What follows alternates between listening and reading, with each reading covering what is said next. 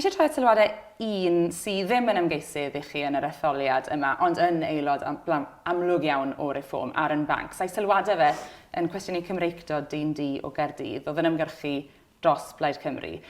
Oedd hynny'n hiliol? Dwi ddim yn meddwl bod yn perthnasol i ymgyrch ni yma yng Nghymru. Dydy o ddim yn sefyll yma yng Nghymru. Fi sy'n gofyn am yr egwyddor. Oedd y sylwadau'n hiliol? Dwi'n yn deall y context o gwbl. Dydy ar yn banc ddim yn sefyll fel ymgeisydd yma yng Nghymru. Un sy'n sefyll fel ymgeisydd yma yng Nghymru i Reform yw James Evans. Wedodd yn glir ddoi mewn cyfweliad ar BBC, wrth gwrs bod e'n hiliol. No, barn James ydy hynna, dwi'n meddwl bod o ddim yn perthnasol. Pam bod hi'n ymddangos bod chi fel plaid yn cael ei mor anodd penderfynu beth sy'n hiliol?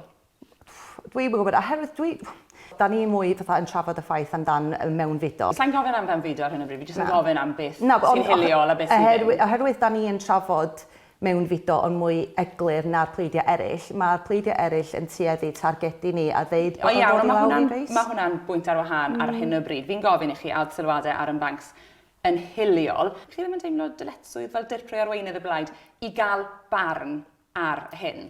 Dydy o ddim yn perthnasol i'r ymgyrch yma yng Nghymru. Ond mae'r egwyddor o hiliaeth yn sbosib. Ie, ond swn i ddim yn fod yn aelod o blaid, swn i'n feddwl bysa'n hiliol.